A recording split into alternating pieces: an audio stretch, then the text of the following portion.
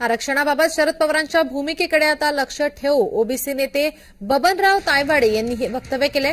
आरक्षणाबाबत आता शरद पवार काय भूमिका घेतात याकडे आता आम्ही लक्ष ठेवणार आहोत, ओबीसी नेते बबनराव तायवाडे यांनी हे वक्तव्य केलंय।